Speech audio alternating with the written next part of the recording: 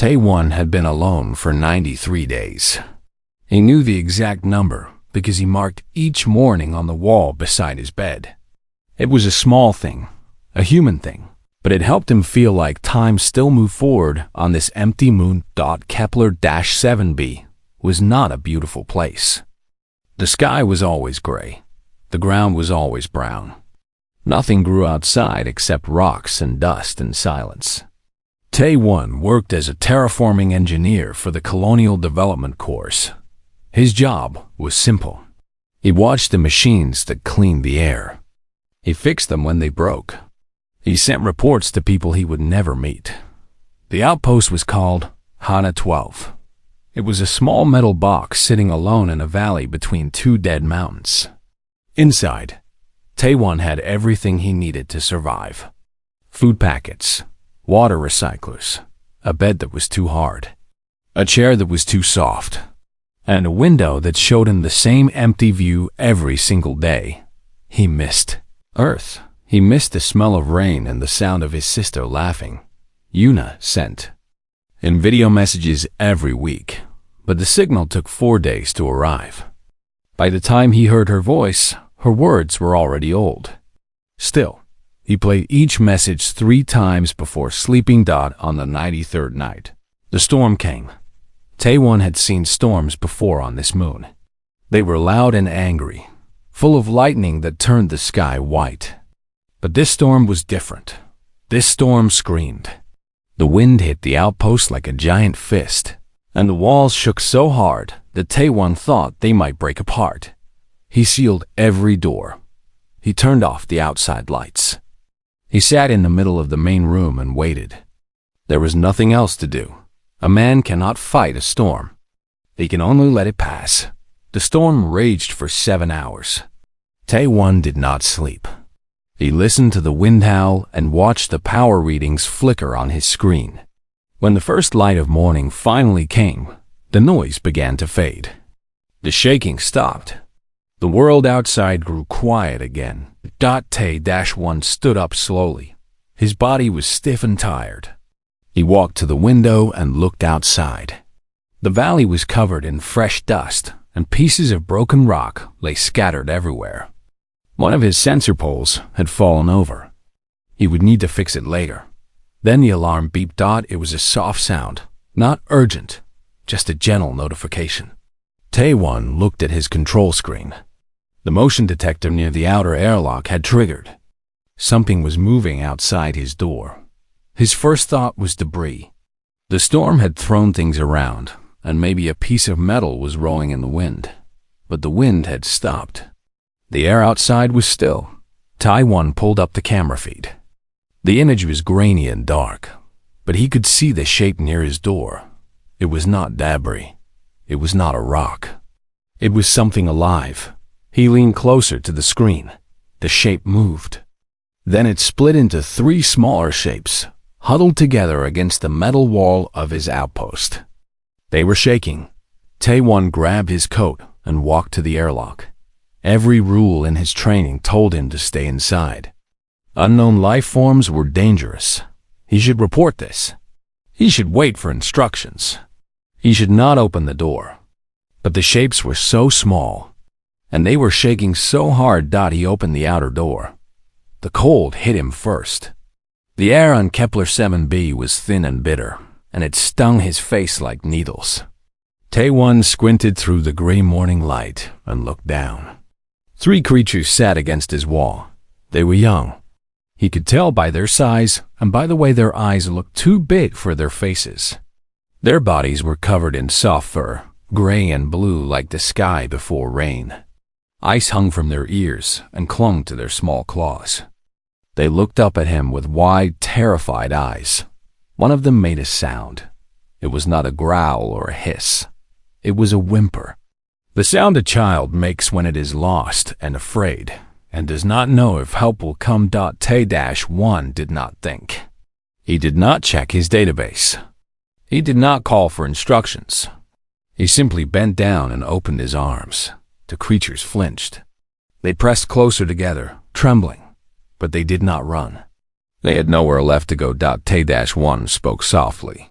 He used Korean because it was the language of his childhood, the language his mother had used when he was sick or scared. He did not know if the creatures could understand him.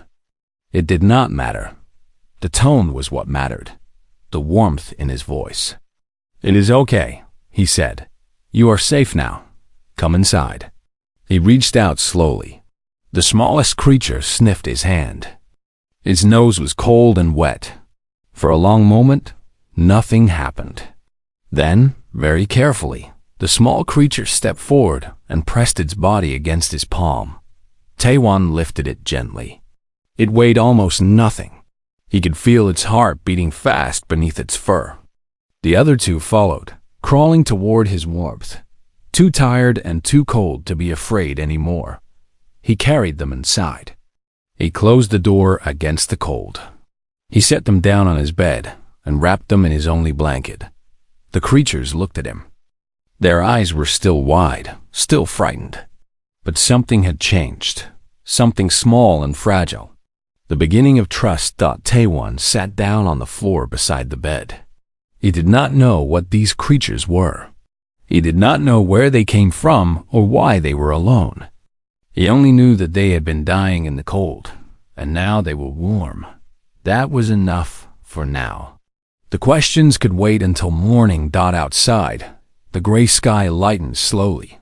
Inside, 3 small creatures slept for the first time in days, and a lonely man watched over them like they were his own. The first day was difficult. The creatures did not trust Taewon. They huddled in the corner of his bed and watched him with wide eyes. When he moved too fast, they hissed. When he reached toward them, they showed their small teeth. They were afraid, and afraid creatures bite. Taewon did not blame them. He would be afraid too if a giant stranger had pulled him from the cold. So he gave them space. He sat on the other side of the room and worked at his console. He talked to them in a low, calm voice. He did not try to touch them again. By the second morning, things began to change.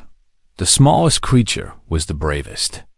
It climbed down from the bed and walked slowly across the floor. Its legs were unsteady, weak from hunger and cold. It stopped a few steps away from Taewon and stared at him. Taewon did not move. He kept his hands still on his lap and let the creature look. After a long moment, the small one came closer. It sniffed his knee. It sniffed his hand. Then it made a soft sound, almost like a purr, and pressed its head against his palm. Taewon smiled. It was the first time he had smiled in weeks. He learned quickly what the creatures needed. They were hungry, so he gave them protein paste from his food supplies. They did not like the taste at first, but hunger won over preference. They ate everything he offered. They were thirsty, so he gave them water in a shallow dish. They drank like they had been lost in a desert. They were cold, even inside the outpost. Taewon turned up the heat until the air felt thick and warm. He gave them extra blankets. He let them sleep on his pillow. On the second night, all 3 creatures climbed onto his lap while he sat reading old mission reports. They curled together in a pile of fur and warmth, and they slept. Taewon did not move for 4 hours. His legs went numb. He did not care. On the 3rd day, he finally searched his database. He typed in everything he could observe. Gray-blue fur, large eyes with vertical pupils, small claws that could retract, 4 legs but able to stand on 2, pack behavior, juvenile stage. The computer found a match. Taewon read the file slowly. His heart grew heavy with each line. The creatures were called Viren. They were a predator species from the outer systems. They hunted in packs. They were strong, fast, and extremely territorial.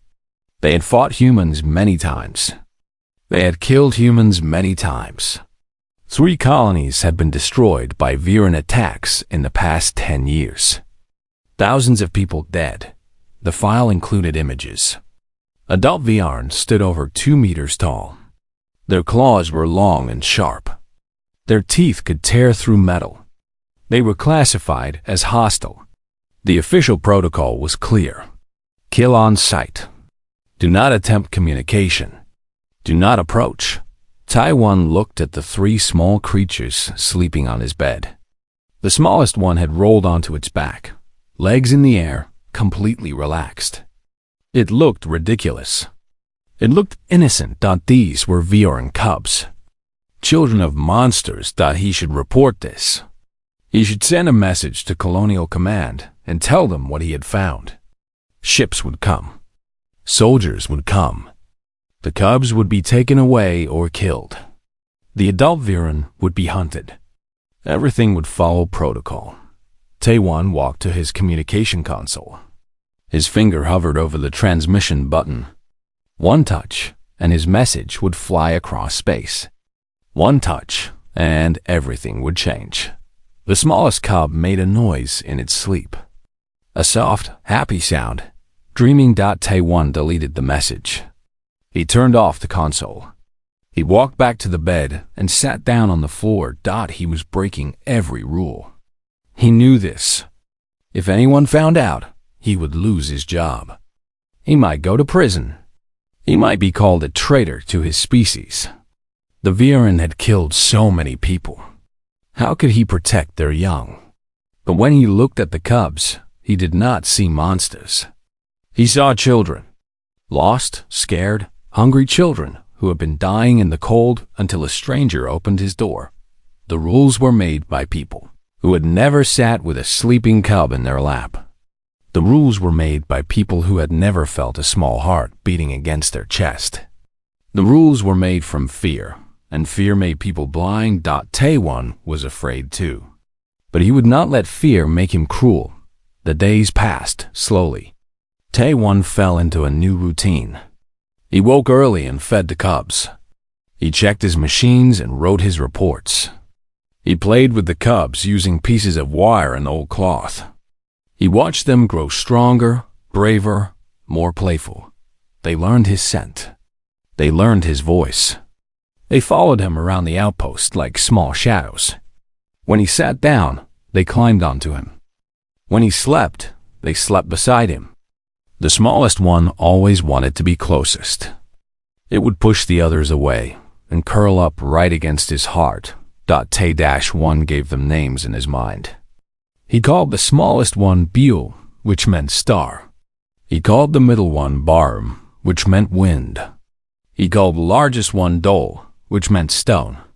They did not know their names, but Taiwan whispered them anyway. He knew this could not last. Somewhere out there, the cubs had a family. A pack. Parents who were searching for them. And when that pack found this outpost, found a human holding their children, there would be blood, but that was a problem for tomorrow. Today, Bule was sleeping on his chest, small claws wrapped around his finger. Today, the outpost was warm and quiet and full of life for the first time in months. Today, Tae-1 was not alone. He closed his eyes and let himself rest. Outside, the gray sky watched in silence. And somewhere beyond the mountains, something was coming. Something with teeth and claws and a mother's rage burning in its heart. The peace would not last. But while it did, Taiwan held onto it with both hands. Kira had not slept in 3 days. She could not sleep. Her cubs were missing, and every moment she closed her eyes, she saw their faces. She heard their cries. She imagined them alone in the cold, calling for her, waiting for help that never came. The storm had taken them. One moment they were playing near the camp. The next moment the wind had swallowed them whole. Kira had searched through the entire night, howling their names into the darkness, but the storm was too strong. By morning, there was no trail, no scent, nothing. Now she stood at the head of her pack, 12 warriors strong, and stared across the frozen valley. The human outpost sat in the distance like a metal wound on the land. Smoke rose from its vents. Lights glowed behind its windows. Someone was inside. Vec moved beside her. He was her second, a scarred male with one blind eye and a hatred for humans that burned hotter than any fire. He had lost his brother to human weapons years ago. He had never forgotten. "The scent leads here," Vec growled. "The humans took them." Kira said nothing. She breathed deep, tasting the air. Her cubs had passed this way. The trail was faint, washed by wind and time, but a mother knows the smell of her children. They had been here. They had gone inside that metal box. Why would humans take Viaran cubs? Kira knew the answer. Humans feared the Viaran. They killed Viaran wherever they found them. Perhaps they wanted hostages. Perhaps they wanted to study the cubs like animals. Perhaps they simply wanted to cause pain. It did not matter. Whatever the reason, the humans would pay. "We move at dusk," Kira said. "Surround the structure. No one escapes." The pack waited as the sun crawled across the gray sky. They sharpened their claws on rocks. They checked their blades. They whispered promises of blood and vengeance. Vec paced back and forth, unable to stay still, his eye fixed on the outpost with burning hunger. When darkness came, they moved. 12 Viaran flowed across the valley like shadows. They made no sound. Their paws touched the ground, softer than falling snow. They had hunted together for many years. They knew how to kill. Kira reached the outpost first. She pressed her body against the cold metal wall and listened. Inside, she heard the hum of machines. She heard the soft sound of breathing. She smelled human sweat and recycled air and something else. Something that made her heart stop. Her cubs. They were inside. Alive. Vek appeared beside her. His blade was already drawn, gleaming in the dim light. "Give the order," he said. "Let us end this." Kira grabbed the edge of the outer door. It was locked, sealed tight against the cold. But Viaran claws were stronger than human metal. She dug her fingers into the seam and pulled. The metal screamed as it bent. The lock snapped. The door flew open. She stepped inside. The airlock was small and dark. Another door stood ahead, leading to the main room. Kira could hear her own heart pounding. Her cubs were close.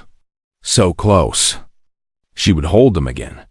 She would kill whoever had taken them. She tore through the second door. The main room was warm and bright. Machines blinked along the walls. A bed sat in one corner, covered in blankets.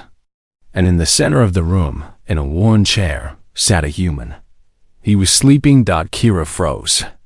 Her warriors poured in behind her, filling the room with the sound of growls and scraping claws.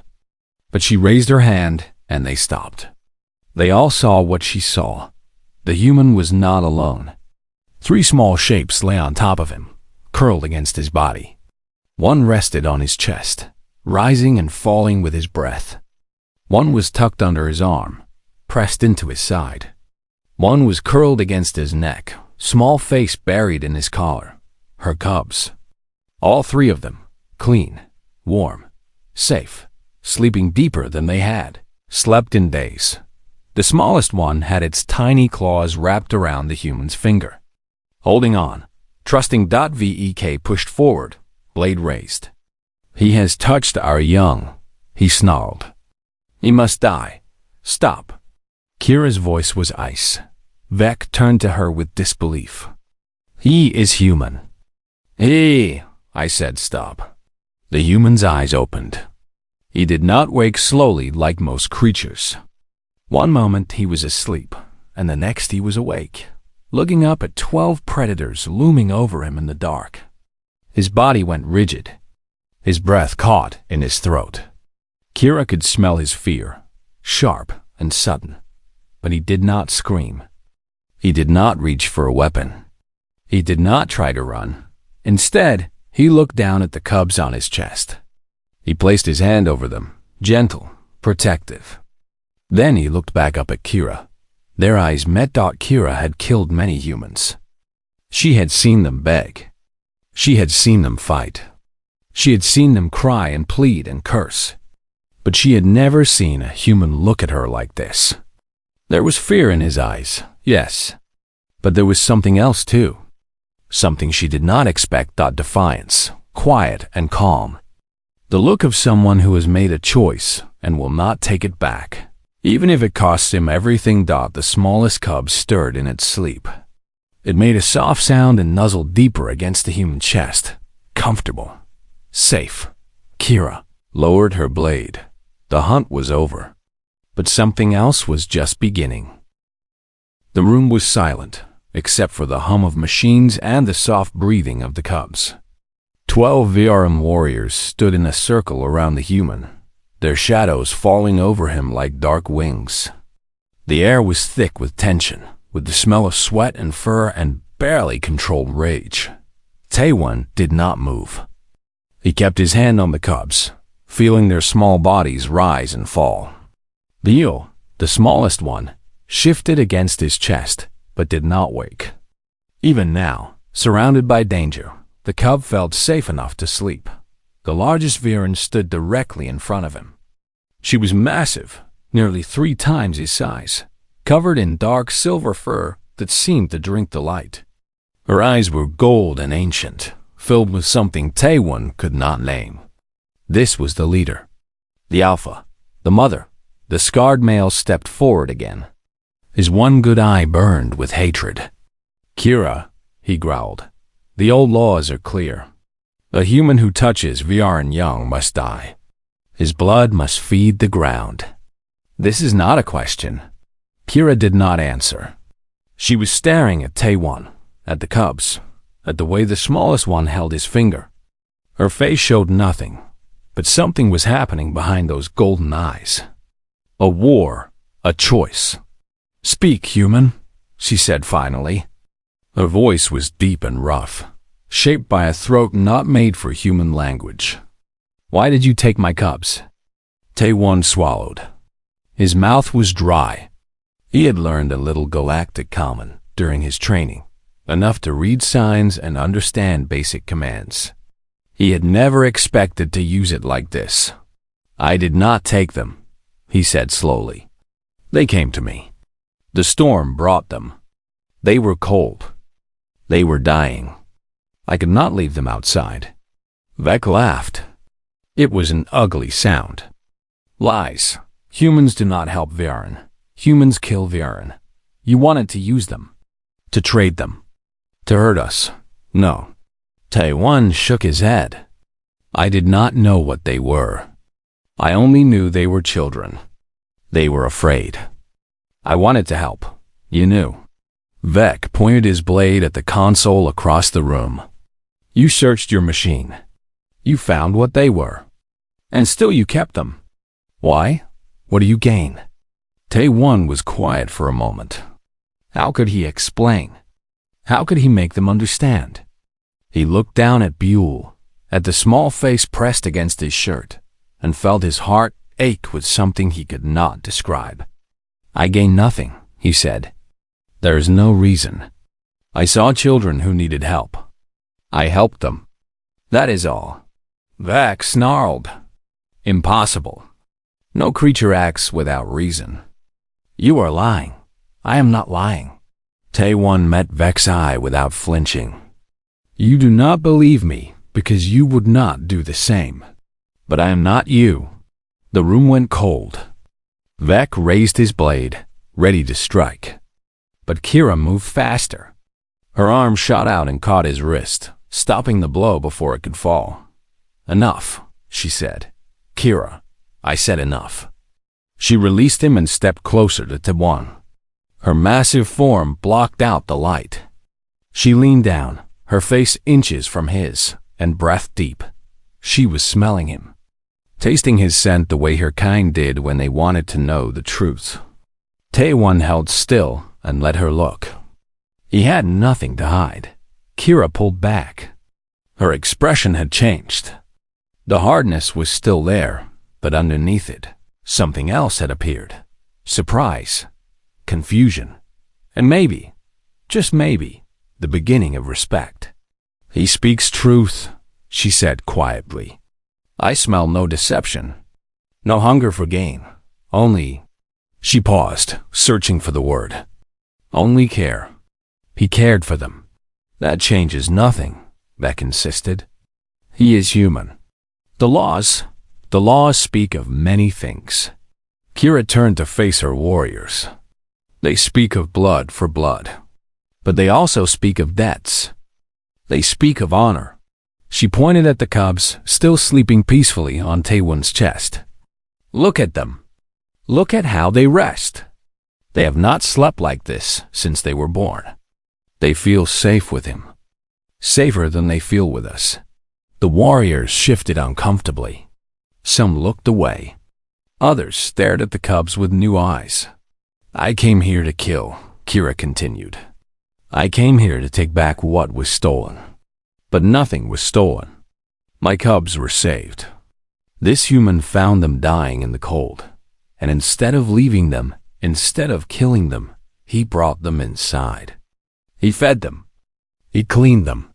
He kept them warm while the storm raged outside. She turned back to Taewon. You knew what we are. You knew that my kind has killed your kind. You knew that keeping our cubs could cost you your life. And still you chose to help. Why? Taewon thought about the question. He thought about his sister Yuna, about the way she always said he was too soft for the frontier. He thought about his mother, who had taught him that kindness was never wasted. He thought about the first moment he had opened the door and seen 3 small creatures shaking in the cold. Because they were just children, he said. Because I could not watch children die and do nothing. Because that is not who I am. Kira stared at him for a long moment. Then, slowly, she nodded. You are strange, human, she said. Your kind is strange. You build weapons to destroy worlds, and then you open your door to save enemy cubs. I do not understand you. She sheathed her blade. But I do not need to understand. I only need to see what is true. And the truth is this. You saved my children. That is a debt I cannot ignore. Vec opened his mouth to protest, but the look Kira gave him silenced him completely. She was the alpha. Her word was law. The cubs began to stir. Biol yawned and opened her eyes. She saw her mother standing above her and made a happy chirping sound. She reached up with her small arms, wanting to be held. Kira lifted her gently, cradling her against her chest. For a moment, the fierce warrior disappeared, and there was only a mother holding her child. Taewon watched as the other cubs woke and went to their pack. They were happy. They were safe. That was enough. Kira looked back at him one final time. Rest now, human. We will speak again before we leave. She walked away, her cubs in her arms, her warriors following behind. Taewon sat alone in his chair, heart still pounding, hands still shaking. He was alive. Against all odds, he was alive. And something told him that the universe had just changed. The pack stayed until morning. They gathered in the valley outside the outpost, building small fires and speaking in low voices. The cubs ran between the warriors, playing in the dust, already forgetting the terror of the storm. They were young. Young things heal quickly. Tae-1 did not sleep. He sat by his window and watched the fires burn against the gray dawn. His hands had stopped shaking, but his mind was still racing. He kept seeing Kira's eyes. He kept hearing her voice. He kept waiting for the door to burst open and the blades to fall. But the door stayed closed. The night passed in peace. When the sun rose, Kira came alone. She did not break down the door this time. She knocked. 3 slow, heavy sounds against the metal. Taewon opened the door and let her in. She looked different in the daylight. Smaller, somehow. Less like a monster and more like a tired mother who had not slept in too long. She carried something in her hand wrapped in dark leather. My pack wants to leave, she said. We have been away from our territory for too many days. But I could not go without speaking to you again. Taewon nodded. He did not know what to say, so he said nothing. Kira looked around the outpost. Her eyes moved across the console, the bed, the chair where Taiwan had sat with her cubs. She stopped at the small garden growing in the corner, a few green plants reaching toward the artificial light. "You grow things," she said. "Here, in this dead place. You make life where there is none." "I try," Taiwan said. "It helps me feel less alone." Kira made a sound that might have been understanding. "My kind does not build. We do not plant. We hunt, we fight, we survive. For 1,000 generations, this has been our way. We see humans as weak because you cannot run as fast or bite as hard. We think your softness makes you prey." She turned to face him. "But I watched you last night. I saw you hold my cubs. I saw the way they trusted you, the way they slept against your heart without fear. And I think maybe we have been wrong. Maybe your softness is not weakness. Maybe it is something else. Something we do not have a word for." Taiwan thought about this. "We call it kindness," he said. "Or maybe love, love." Kira repeated the word slowly, tasting its strange shape. "We have love for our pack, for our cubs, for our mates. But we do not give love to strangers. We do not give love to enemies. Neither do most humans," Taiwan admitted. "Fear makes us hard. Hate makes us blind. But sometimes, when we are alone, when no one is watching, we remember that we are all just living things trying to survive. And sometimes that is enough to make us reach out instead of pulling away." Kira was quiet for a long moment. Then she unwrapped the thing she was carrying. It was a tooth, long and white and curved like a crescent moon. It had been pulled from her own jaw. Taiwan could see where the root had been cut. "This is my fang," Kira said. "Among my kind, it is the highest gift. We give it only to those we would die for, to those who have earned our eternal loyalty." She held it out to him. "I give it to you, Taiwan of Hana 12. You are viewing friend now. This mark cannot be erased. Wherever you go, whatever happens, my pack will answer if you call." Taiwan took the fang carefully. It was heavier than it looked, warm from her body. He did not know the full meaning of this gift, but he could feel its weight. Not just physical weight, the weight of a promise, the weight of a bridge being built across a canyon of blood and fear. "Thank you," he said. "I do not know if I deserve this. You do not need to know." Kira almost smiled. "Deserving is not the point. The point is that you acted. When my cubs were dying, you opened your door. That is enough. That will always be enough." She turned to leave, then stopped at the door. "The humans and the Viren have been enemies for a long time," she said. "Many have died on both sides. Many more will die if nothing changes. But maybe change begins with small things. A door opening, a child being held, a fang given to a stranger." She looked back at him. "You did not save just my cubs, Taiwan. You may have saved more than you will ever know." Then she was gone, walking across the valley to where her pack waited. Taiwan watched from his window as they gathered together, as the cubs climbed onto their parents' backs, as Kira raised her arm and led them toward the horizon. Bio, the smallest cub, looked back one last time. She raised her small paw and waved, a gesture she had learned from watching Taiwan. Then she turned and disappeared over the hill. Tay-1 stood at the window for a long time after they were gone. The valley was empty again. The silence returned. But something had changed. The outpost did not feel so lonely anymore. He looked at the fang in his hand. He did not know what would happen next. He did not know if anyone would believe his story. He did not know if this one night would truly change anything between two species that had hated each other for so long. But he knew one thing. He had done the right thing. He had opened his door. He had chosen kindness over fear. And that was enough. 6 months later, a colonial ship arrived at Kepler 7b for a routine inspection. They found Taiwan healthy and calm, his garden growing strong, his reports perfectly filed. They also found a Viren fang hanging on a cord around his neck. The inspector asked about it. Taiwan told the truth. At first, they did not believe him.